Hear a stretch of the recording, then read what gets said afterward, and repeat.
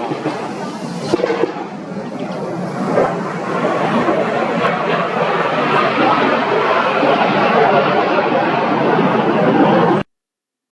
ရီတိုင်းရေကြီးမြို့နယ်အတွင်းရွေးတုဆိုရစစ်တပ်နဲ့အာရခတပ်တော် AA တို့တိုက်ပွဲတွေပြင်းထန်နေချိန်စစ်တပ်ကလေကြောင်းကနေဘုံကျဲတိုက်ခိုက်ရာ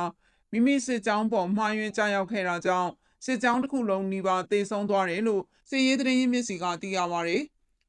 ပြီးခဲ့တဲ့ဩဂတ်စ်လဒုတိယပတ်တွင်ကရေကြီးမြို့နယ်ကဘာကြီးကျေးရွာကနေချင်းလင်း9မိုင်လောက်ကွာသုံးတန်ကူနဲ့ချက်ပွိုင်ကြားမှာအင်အား90ကျော်ပါအဲ့ဒီစစ်တပ်စစ်ကြောင်းကိုလေကြောင်းကနေမှားယွင်းဘုံကျဲခဲ့မိတာဖြစ်ပြီးစစ်သား90လောက်ထိခိုက်သေးဆုံးခဲ့တာဖြစ်ပါတယ်။ပြီးခဲ့တဲ့10ရက်အတွင်းကဖြစ်သွားတာပါ။ကင်းနောက်လေရင်မဝဲပဲတိုက်လေရင်ဓာတ်ရိုက်လာကျဲတာမှာအောက်ကစစ်သားတွေကလည်းသူတို့လေရင်မဲဆိုပြီးပေါ်ပေါ်တင်တင်သွားကြရာကကျဲချခံလိုက်ရတာဖြစ်ပါတယ်။ကြောက်ထဲခုံချလို့တန်ရာပရပွားနဲ့လွတ်လာတဲ့9ယောက်ထဲကတယောက်ကိုအေအေကအရှင်မိခဲ့ပြီးကျန်တဲ့4ယောက်ကတော့ထပ်မံသေဆုံးသွားပါတယ်။အဲ့ဒီအရှင်ဖန်စီရမိတဲ့စစ်တပ်တပ်ဖွဲ့ဝင်တဦးကိုအေအေကပြန်လွှတ်ပေးခဲ့ပေမဲ့